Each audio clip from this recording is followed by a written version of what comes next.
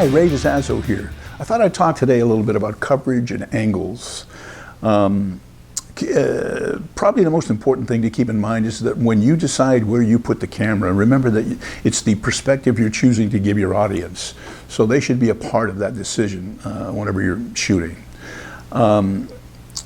Coverage and angles is a big topic. There are a lot of different ways to shoot things, a lot of different ways to cover them, and we certainly don't have time to get into all of those things. So today I just wanted to kind of hit the basics of standard coverage and non-standard coverage. Standard coverage is typically an eye-level camera shooting wide shots, medium shots, and close-ups of different kinds. So if we imagine an office scene, an employee and a boss standing beside a desk talking, having a conversation about a file. There's a file laying on the desk, let's say, between them, and they're talking about that. What we would probably do with standard coverage is get the camera up at eye level, shoot a wide shot that included full body shots of them talking in profile, and we'd get to see the environment, the office area they're in, so it gives us a kind of an establishing sense of where we're at and what's going on. We'd go through the entire scene that way, play the entire scene out. Next, we'd move in for medium shots. Medium shots are typically thighs up, roughly.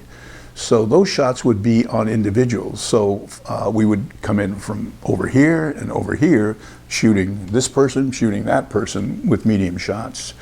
And in this case, a lot of the background has gone away, a lot of the environment, we're focused more on the individuals.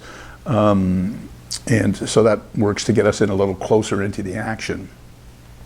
And again, we would play the entire scene through that so that we'd have it completely. Next, close-ups. Medium close-ups are the typical shots most times. They're chest up. And they focus now on the individual. The background is pretty well gone. There's a little bit of it, but it's more the individuals. And again, we would shoot them from outside in roughly the same spot, getting it a little bit closer so we get that coverage there. Finally, if there's something in the dialogue or the scene that calls for, let's say, maybe somebody's angry, maybe there's some important stuff that needs to be said, maybe a close-up, a headshot, which is basically neck up, but you don't usually get to lose too much in industrial media. And finally, extreme close-ups. We mentioned that there was a folder on the table. Maybe that folder is important, and so we could, in addition to the shots we've gotten, get the camera in and get a tight close-up of that file folder laying on the desk. And that could be used in two ways. Maybe it's important to the scene. Maybe at some point they're talking about the folder and we see it. Another way is that could be a cutaway, an insert that takes us away from the action to be able to adjust something that didn't go exactly right. So if two shots didn't line up exactly the right way, or somebody did action that was a little different, we could go to that cutaway, see the file folder for a moment, and get back to the scene after we've adjusted it. So that's the basics. So then we would go into the edit bay, take all that coverage, and put it together into a nice, natural, smooth flow of conversation back and forth, seeing individuals as they, speak. One thing I didn't mention is over the shoulders.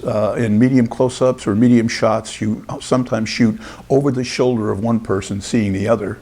And that tends to give you a little more depth, so you might want to consider that as well. So a little bit about non-standard coverage. I'm going to use an example. I directed a drug abuse program for a large company many years ago. And one of the scenes in it involved two employees walking up to each other between trucks in the truck yard and making an exchange of money and drugs. So we got out in the truck yard, and the way I decided to shoot this was, to begin with, I got the camera low on a dolly behind the tire and the bumper of one of the trucks. And as the individuals walked into the scene, they walked in like this. As they walked into the scene, we dollied to the left and saw that person come into the shot and saw the two people meet. And it had a nice kind of low angle kind of a look to it. Then as they started talking, I was lucky enough to get a cherry picker that day, so I had the camera directly overhead, looking down on them. And these two things gave us a kind of an eavesdropping sense, right? Low from below the bumper, high looking straight down on them. And then it was a short conversation. They made the exchange of drugs and money. And when they did that, what I did was get a close-up from overhead, straight overhead, still just seeing the hands exchange money and drugs. And then they walked back out of the shot the way they had come. So in the edit bay, that worked out very well. We started with the low angle, the person walked in. We went to the high angle, a little bit of conversation, the close-up for the money exchange and the drug exchange, and then back to this low angle as they walked back out of the shot.